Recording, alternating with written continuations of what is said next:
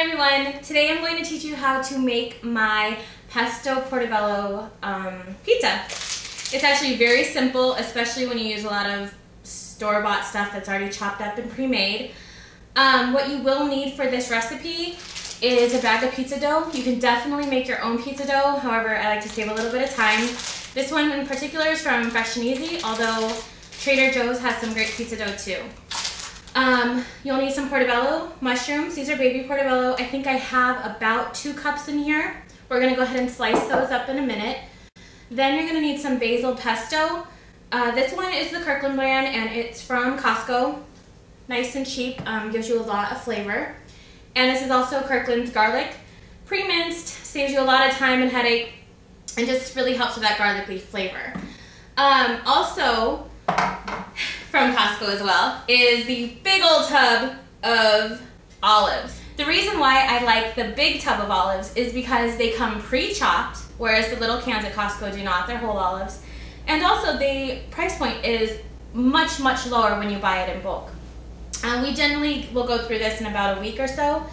I keep it in the brine to help preserve it. It's great on your pizza or lasagna. And then one final ingredient would be the Parmesan Romano cheese, and this is shredded and it's also from Costco. It tastes really yummy on top. You will also need something to cook your pizza on. Some people have a pizza stone. Myself, I actually prefer this cast iron platter. It's a little smaller. I would prefer it to be a little bit larger. However, the cleanup is amazing. I love cast iron and I just can't say enough about it.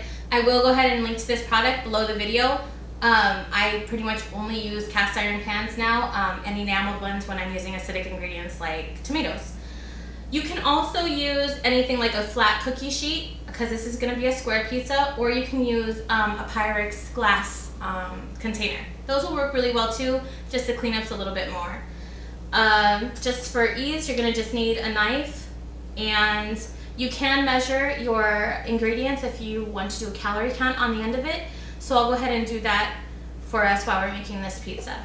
So just want to get started, you want to go ahead and open up the dough and take it out. Now when I first started making this pizza, I used to add a little bit of flour. I used to kind of fuss over the dough, trying to get it all perfect and even, and basically drove myself nuts. So all I do now is take it out of the packaging, which today is becoming quite a feat in itself. Normally it comes out pretty smoothly. I also don't let it rest out of the fridge because I find that it's much easier to stretch the colder dough onto the cast iron than it is when it's rested a couple of minutes at room temperature. So you can go ahead and throw that away. Before I start to stretch it out, I do have one of these nifty misters. I can also link to this. It's great because you can fill it with your favorite type of oil, and it's also reusable. So go ahead and take your dough. See, it gets a little sticky the warmer it gets. And just stretch it out. There's really no technique I have to this. I tried to spin it. I tried to do a whole bunch of things with this at one point. And I just found that as long as it stretches large enough to cover the surface area of whatever pan you happen to be using that day, it's going to taste just fine. So this is just going to take me a moment. You just have to finesse with it, pull out at the corners, use the weight of the dough itself to kind of stretch it down. If you notice you have a lot of dough at the top, so the corners, just work with that, stretch it out. And depending on what size you're going to use, you might end up with a thicker crust on the edges. I prefer a thinner crust pizza, so I make sure that all of the dough is more congregated toward the edges. And when it's about this size, I'll go ahead and lay it down, and then I'll finish my pulling while it's in the pan. So you just want to like plop it down there. So you want to put it on your pan when it's, you know, reasonably the size of the pan, and then from there you're just going to kind of finesse. I mean, this is not something that you have to be great at. It's going to turn out wonderful no matter what. I just like to have it go towards the edges, and that way you get a little bit of thicker crust there. When I have a big blob, I try to like stretch it out. See how it's really thin right there? I just kind of little fold. Like I said, you don't have to be a master at this. This is not going to make your Italian grandma proud, but it will taste good in your belly. So you just want to spend a couple minutes working with it. Right now I'm not as worried about the dough heating up because it's already in the pan. If I were to hold it for too long, it would become a pain in the butt to get on here. So you see that right there. Just kind of hide it. Nobody's gonna know. Don't worry about it. There you go. It's all gonna be good. And then just get it to the kind of thickness that you want. And then now that it's on here, now I'm gonna let it rest for a minute.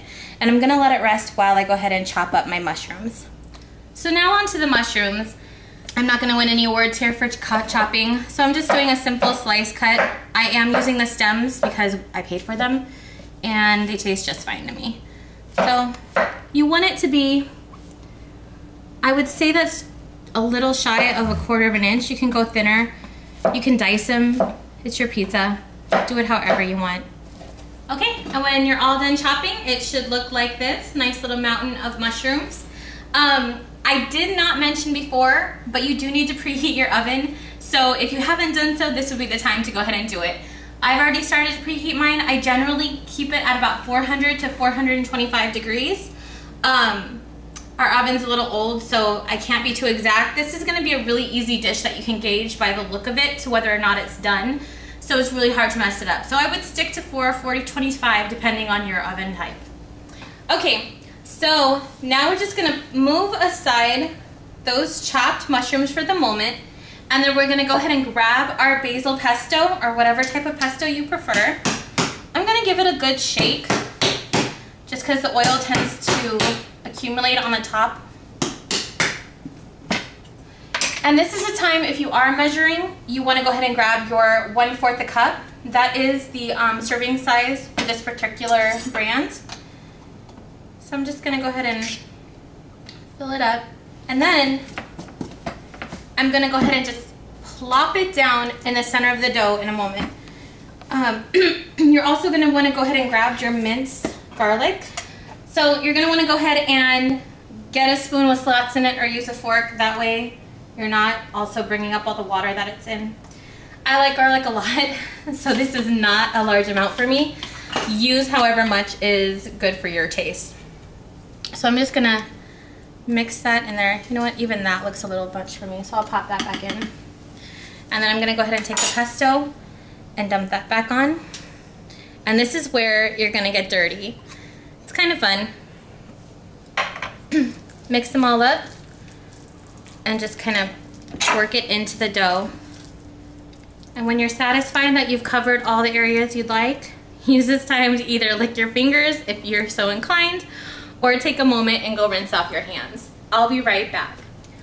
Okay, so after you have seasoned your pizza, you're gonna go ahead and put the mushrooms on. I tend to do it in this order: mushrooms, cheese, and olives. If you have your own preference, feel free to use that. So this is just going to get spread on. This is gonna be so meaty and delicious, and there's not even any meat on this pizza, but it will be very hearty. If you are not the biggest fan of mushrooms, you do not have to use this much. Bring it down to about 1 cup pre-chopped, and that will be better for you. I also like to take this moment and just go over the mushrooms with a mister a little bit, just to give them a little bit of oil before I pop them in the oven. In this mister I have grapeseed oil, and I find that it works really well in the oven as opposed to olive oil. And then again, if you're measuring out your foods, you can take your cup, go in, get your cheese, and then just sprinkle it on your pizza.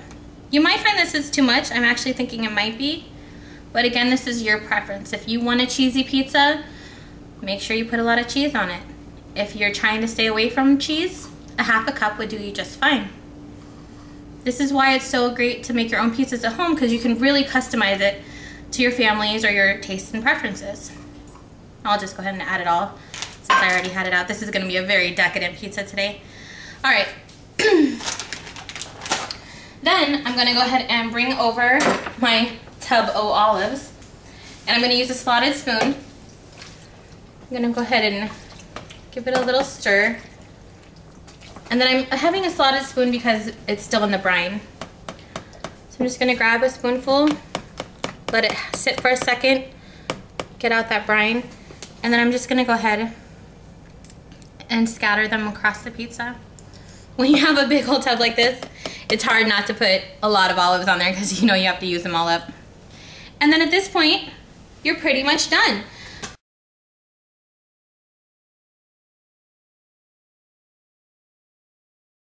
I usually leave mine in for 15 to 20 just because I like the crust a little bit crispier.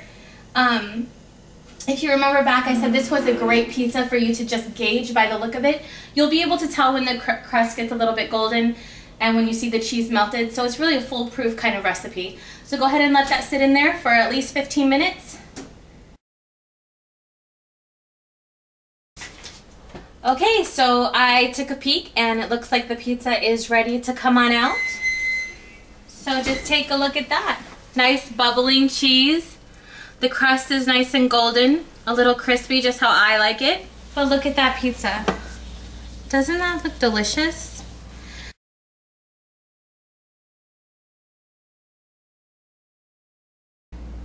So all in all, I hope you guys enjoyed this Pesto Portobello pizza.